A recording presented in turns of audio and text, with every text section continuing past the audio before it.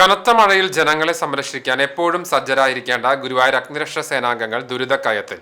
മഴ പെയ്താൽ ഓഫീസിനുള്ളിലേക്ക് വെള്ളം കയറുകയും കെട്ടിടം ഏതു നിമിഷവും ഇടിഞ്ഞു വീഴുമെന്ന ഭീതിയിലുമാണ് അഗ്നിശമന സേന ഓഫീസ് പ്രവർത്തിക്കുന്നത്.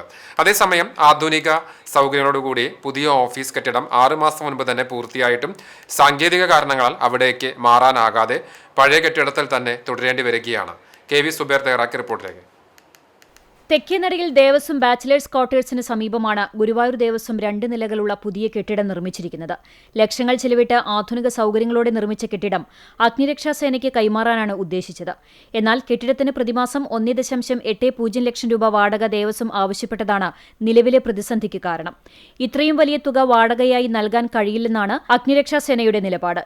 വാടക കുറച്ചു നൽകണമെന്നാവശ്യപ്പെട്ട് സേനാ ആസ്ഥാനത്ത് നിന്ന് സർക്കാരിന് കത്ത് നൽകിയിട്ടുണ്ട്. കഴിഞ്ഞ ദിവസം നടന്ന കൗസ്തുഭം റസ്റ്റ് ഹൌസ് ഉദ്ഘാടന ചടങ്ങിൽ ദേവസ്വം മന്ത്രി, ദേവസ്വം കമ്മീഷണർ, ദേവസ്വം ചെയർമാൻ എന്നിവരുടെ സാന്നിധ്യത്തിൽ NK അക്ബർ MLA ഈ വിഷയം പരസ്യമായി ഉന്നയിച്ചിരുന്നു. ഗുരുവായൂർ അഗ്നിശമന സേന വർഷങ്ങളായി ദേവസ്വത്തിന്റെ കെട്ടിടങ്ങളിലാണ് പ്രവർത്തിച്ചു വരുന്നത്.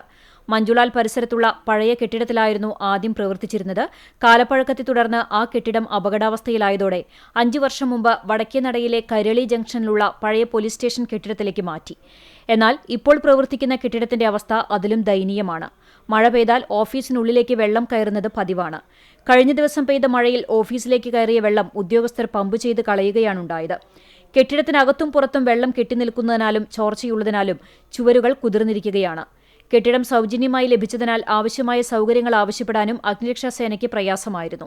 ഈ സാഹചര്യത്തിലാണ് പുതിയ കെട്ടിടം നിർമ്മിക്കാൻ ഗുരുവായൂർ ദേവസ്വം തീരുമാനിച്ചത്.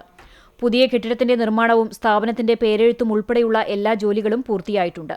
ആവശ്യമായ ഭരണാനുമതികളും ഔപചാരിക നടപടികളും പൂർത്തിയാക്കി ഉദ്ഘാടനം നടന്നാൽ മാത്രമേ അഗ്നിരക്ഷാസേനയ്ക്ക് പുതിയ കെട്ടിടത്തിലേക്ക് മാറാനാകൂ. മഴ ശക്തമാകുന്ന സാഹചര്യത്തിൽ ജനങ്ങളെ രക്ഷിക്കാൻ മുന്നിൽ നിൽക്കുന്ന സേനയെ ആദ്യം ഈ ദുരിതത്തിൽ നിന്ന് രക്ഷിക്കണമെന്ന ആവശ്യം ശക്തമാണ്.